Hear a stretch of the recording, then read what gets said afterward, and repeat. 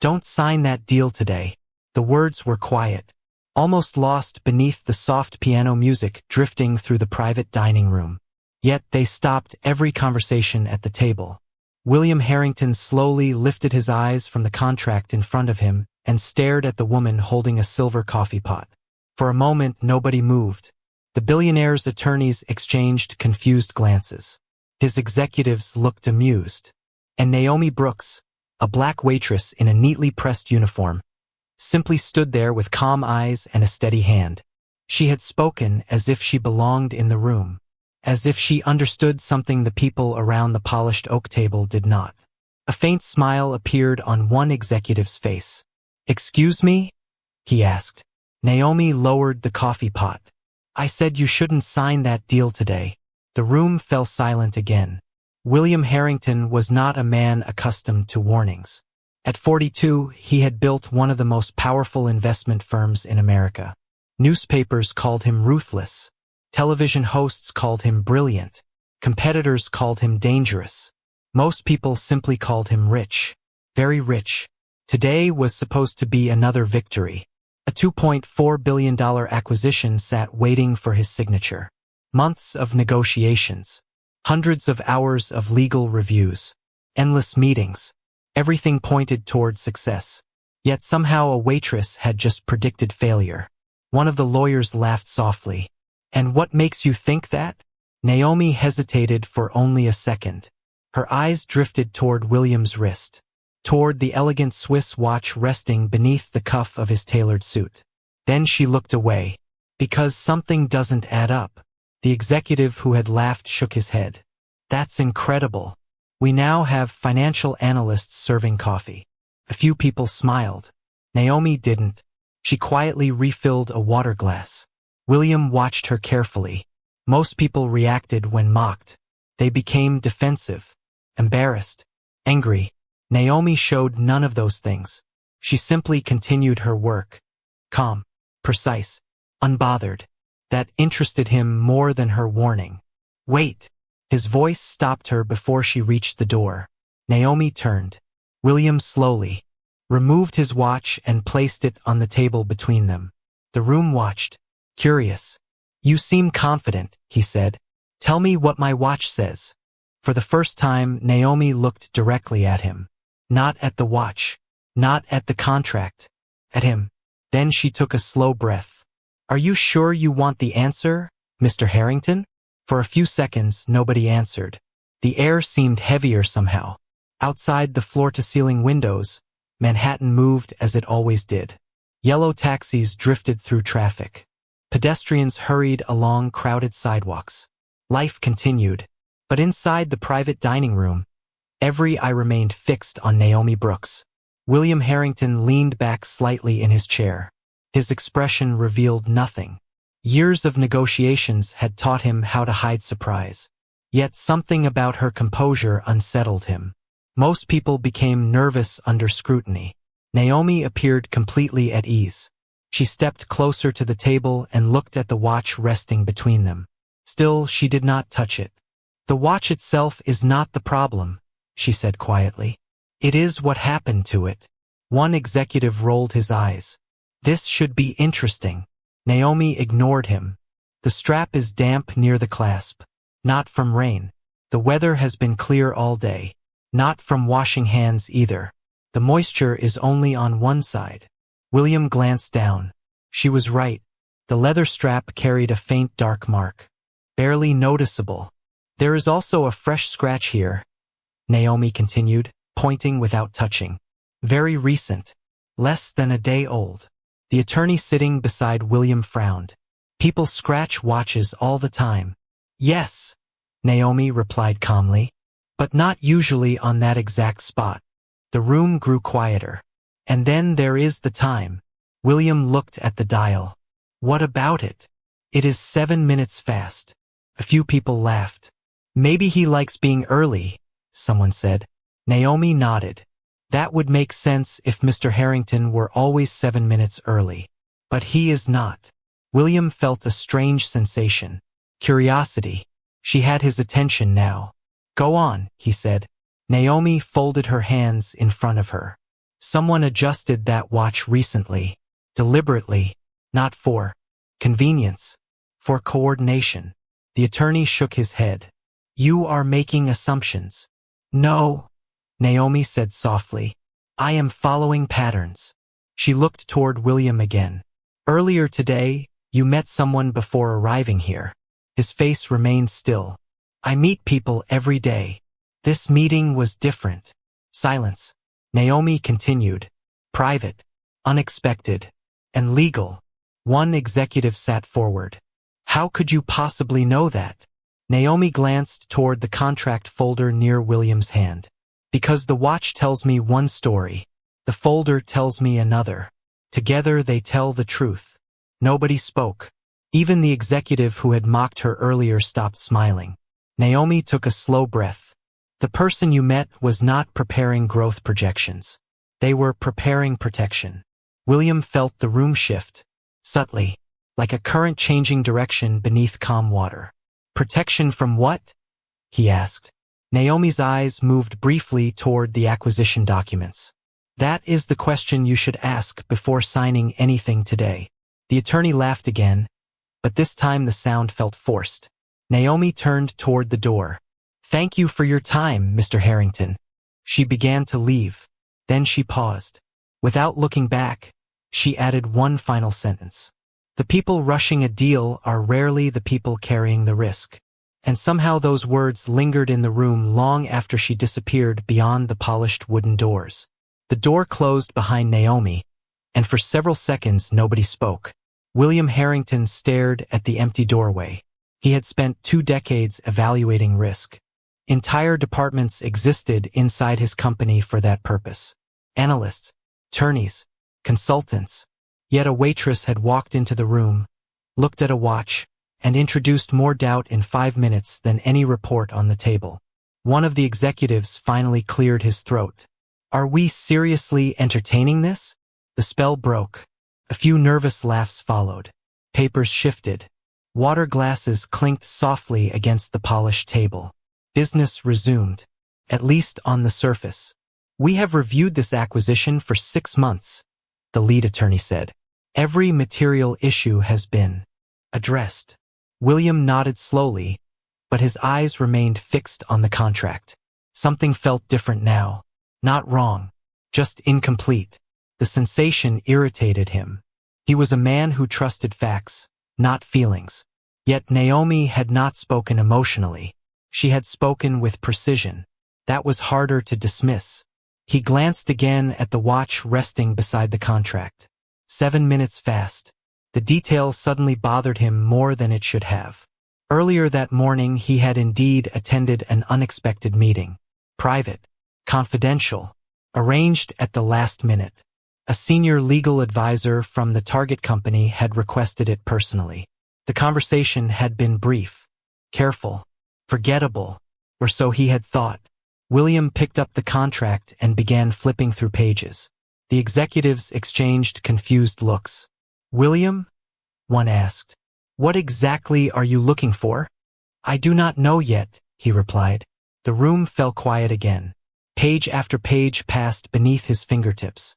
Financial disclosures, compliance statements, regulatory certifications. Everything appeared normal, perfect even, which somehow made him trust it less. Outside, clouds drifted across the Manhattan skyline. Afternoon sunlight faded behind the glass towers surrounding the restaurant. Time moved forward. William continued reading. Then his phone vibrated. A message from his chief operating officer. He opened it casually. Halfway through the first sentence, his expression changed. Small, barely noticeable, but enough. What is it? Asked the attorney. William did not answer immediately. He reread the message. Then once more. The sender had attached a memorandum that had arrived only minutes earlier. An inquiry, regulatory in nature, preliminary, unconfirmed, yet connected to a subsidiary owned by the company they were preparing to acquire. The room suddenly felt very still. That is impossible, one executive whispered after reading over his shoulder. William closed the message and looked down at the contract again. For the first time all afternoon, He was no longer reading to confirm success. He was reading to find what had been missed. Somewhere in the restaurant, dishes clinked softly. Guests laughed. Conversations flowed. Naomi Brooks was probably serving another table by now. Yet her words remained in the room. The people rushing a deal are rarely the people carrying the risk. William slowly turned another page. Then another.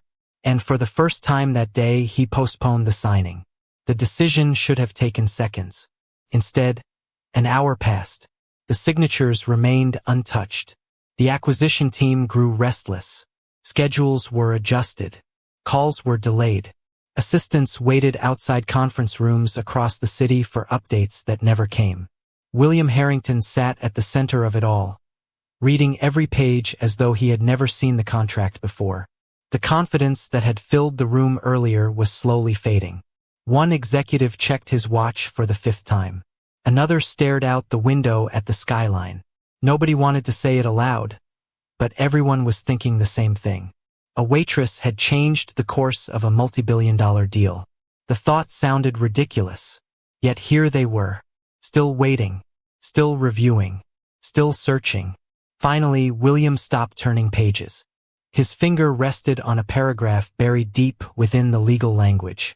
A small section, easy to overlook, easy to dismiss. He read it again, then a 3rd time. The lead attorney leaned forward. "What is it?" William handed him the document. The attorney adjusted his glasses and began reading. Within seconds, the color drained from his face. The room noticed immediately. Silence spread. One by one, the others leaned closer. Nobody laughed now. Nobody checked their phones. The paragraph transferred future liabilities under specific regulatory conditions.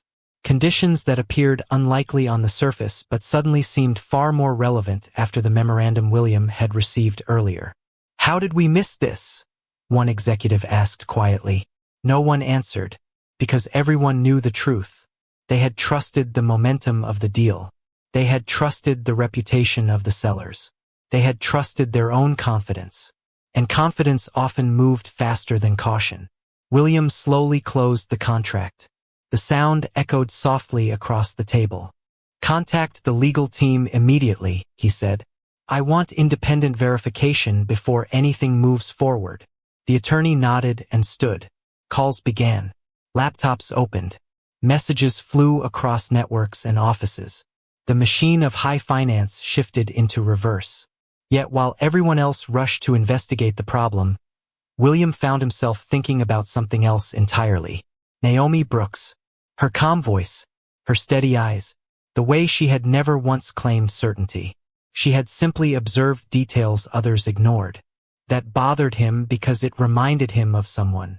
Himself. Years ago. Before headlines. Before private jets. Before entire buildings carried his name. There had been a time when William built his reputation by noticing what everyone else missed. Somewhere along the way, success had surrounded him with experts. Reports, advisors, specialists, useful people, intelligent people, but perhaps too many of them looked only where they expected answers to be. His thoughts were interrupted by another message. The independent review had begun. Preliminary concerns were already emerging. More questions, more inconsistencies, more reasons to slow down. William looked out toward the restaurant floor through the glass wall. Hundreds of guests filled the elegant dining room below. Waiters moved between tables. Glasses sparkled beneath warm lighting. Conversations drifted through the air. Then he saw her. Naomi was helping an elderly couple choose dessert. She smiled politely. Nothing dramatic. Nothing extraordinary. Just kindness. Just patience. Just professionalism. Nobody around her appeared aware that she might have prevented a disaster that afternoon. William watched quietly. For the first time in many years, he felt something unfamiliar. Not admiration. Not curiosity. Respect. By early evening, the atmosphere inside the restaurant had changed. Not for the guests. They continued enjoying expensive meals and quiet conversations beneath the warm glow of crystal chandeliers. But inside the private rooms and corporate offices connected to the deal, tension was growing. Every new review uncovered another question. Every answer seemed to create two more. The acquisition that had looked flawless that morning now appeared increasingly fragile.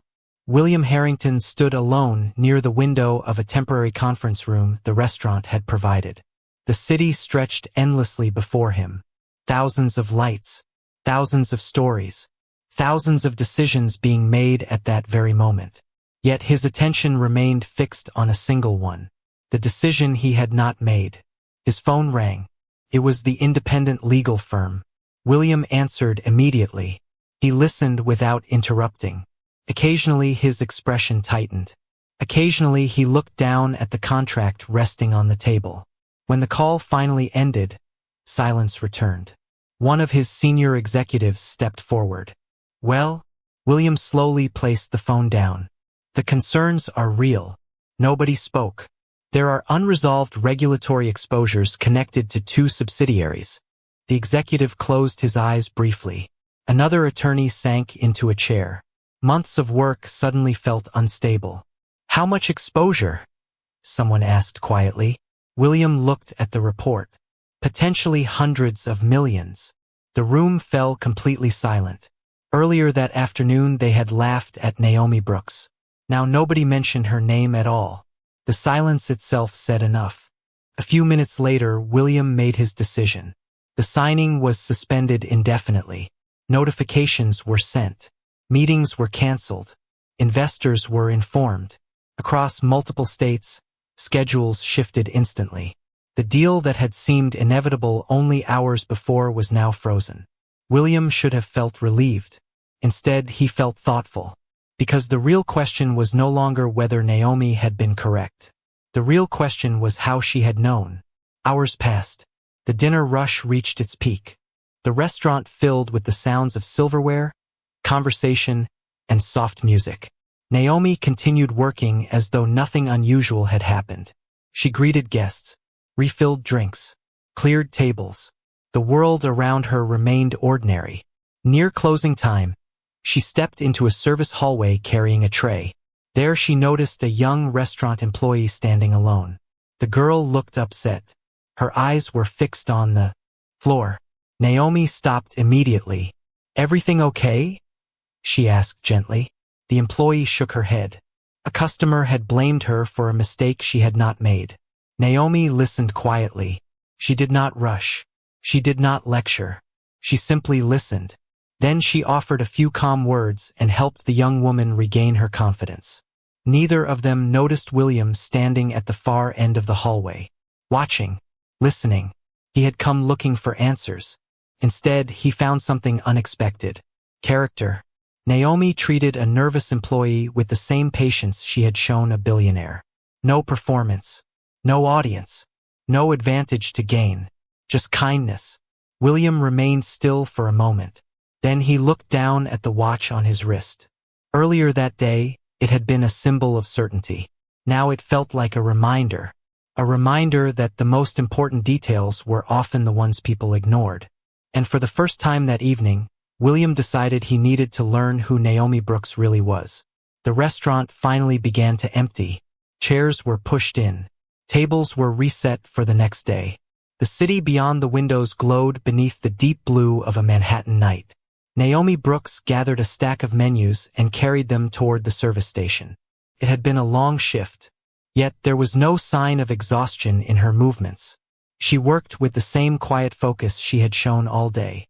Across the room, William Harrington remained seated alone at a corner table.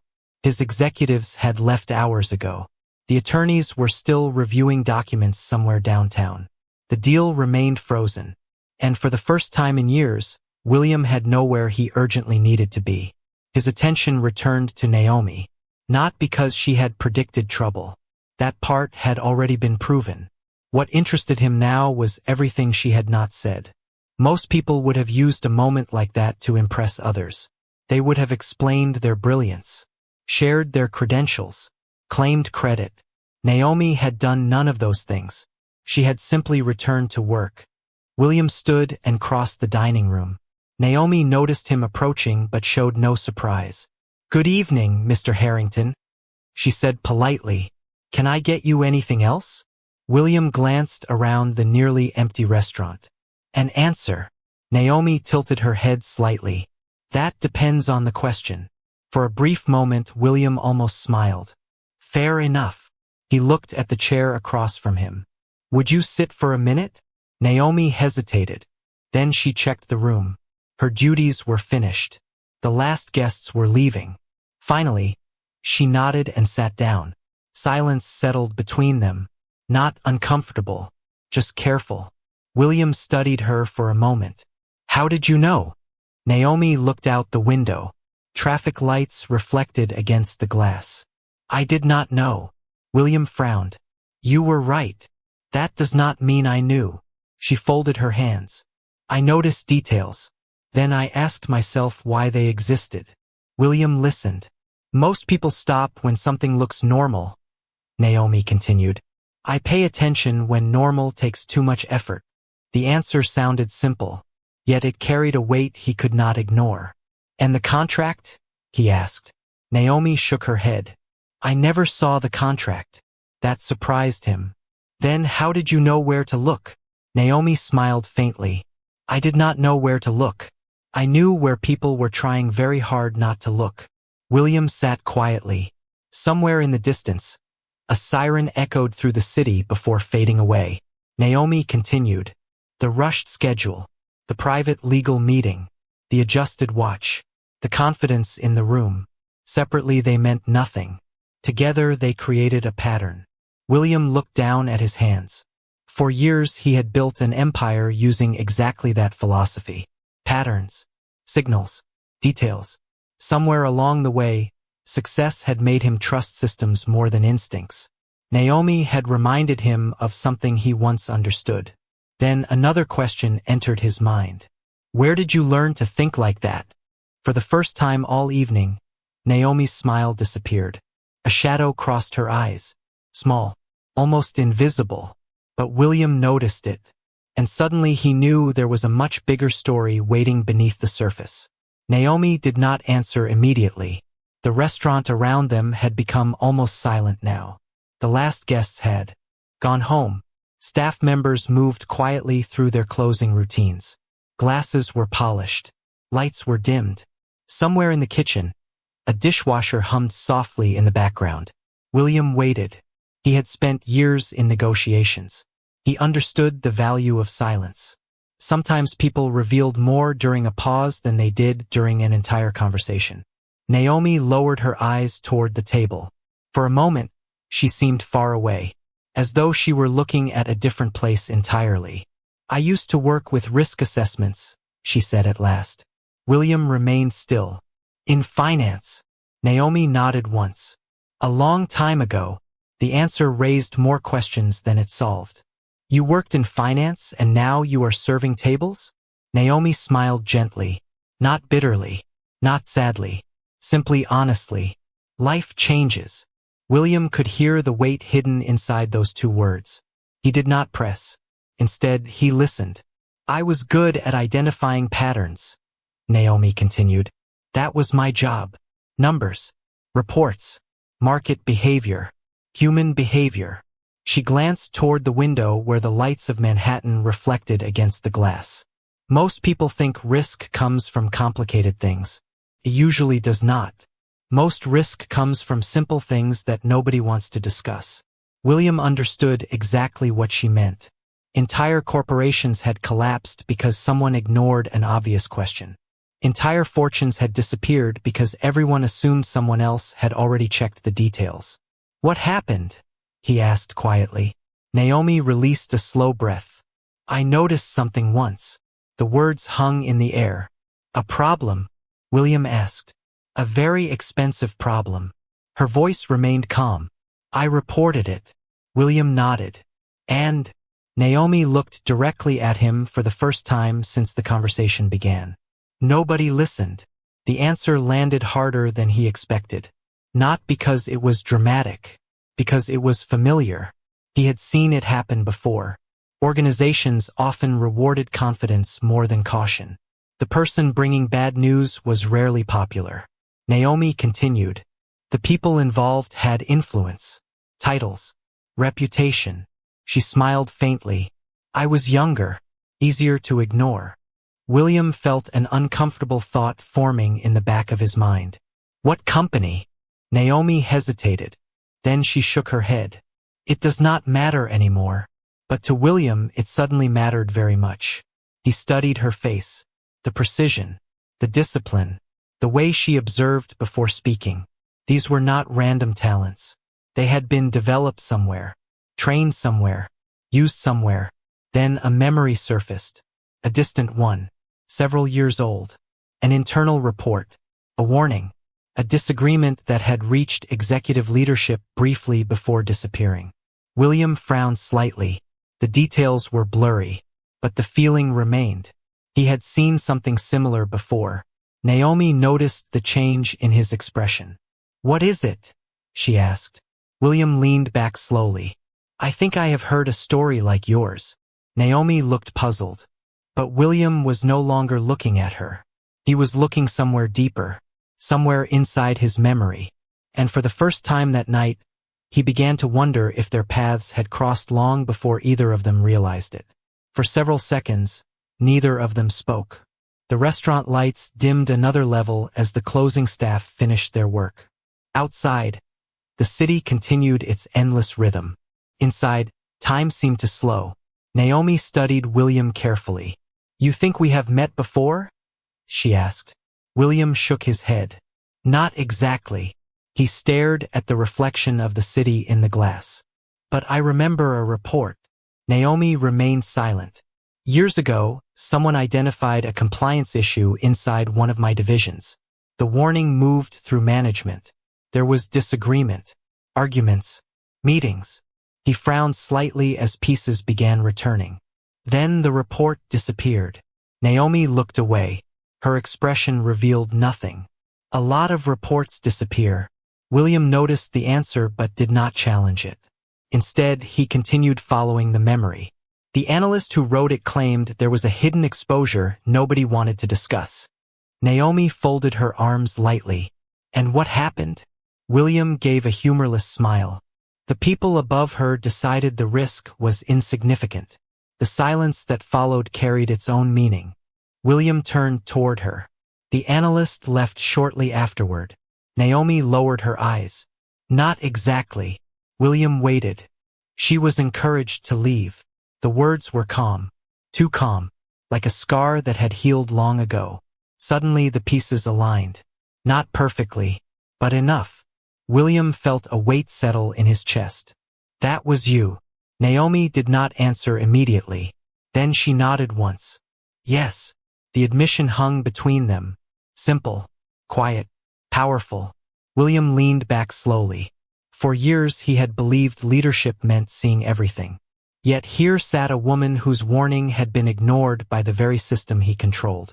A woman now carrying trays in a restaurant while executives who dismissed her conclusions had continued climbing corporate ladders. I never knew, he said quietly. Naomi smiled faintly. Of course you did not. There was no accusation in her voice. Somehow that made it worse. Companies are large. Decisions travel through layers. People with titles filter information before it reaches people with power. William looked down. He knew she was right. He had spent years trusting structures built to protect efficiency. Yet efficiency often came at a cost. Sometimes the cost was truth. What happened after you left? He asked. Naomi glanced toward the empty dining room. I worked where I could, paid bills, helped family, started over. Her answer contained no self-pity, only facts that impressed him more than any resume ever could. William thought about the acquisition they had nearly signed, the millions that could have been lost, the warning she had given, the pattern she had recognized. Then he thought about the younger Naomi whose report had vanished inside corporate bureaucracy. A strange irony settled over him. Years ago, his company had failed to recognize her value. Today, that same value had saved his company from making another mistake. William looked at her steadily. The world owes you an apology. Naomi shook her head gently. No, no. The world does not owe anyone anything, Mr. Harrington. Her eyes met his, calm, certain. But people can choose to do better once they know the truth. And in that moment, William realized that the most remarkable thing about Naomi Brooks was not her intelligence. It was that, after everything she had experienced, she still believed improvement was possible. William remained quiet for a long moment after Naomi spoke. The restaurant was nearly dark now. Only a few lights remained above the empty dining room. Reflections shimmered across polished glass and silver surfaces. The city beyond the windows felt distant, smaller somehow. People can choose to do better once they know the truth. Her words stayed with him. For years, William Harrington had believed leadership was about making decisions faster than everyone else, seeing opportunities before competitors, moving before others reacted. Tonight, he realized something different. Leadership was also about recognizing when someone else saw the truth first. Naomi stood from her chair and gathered the last of the menus. The conversation seemed finished in her mind. Another day was ending, another shift completed. But William was not ready to leave. Naomi. She stopped. Yes. He looked directly at her. You saved my company today. Naomi shook her head gently. No. Your company saved itself when it finally started asking questions. The answer made him smile despite himself. Even now, she refused credit. That is not how most people would see it. Most people like simple stories, Naomi replied. Real life is usually more complicated. She carried the menus toward the service station.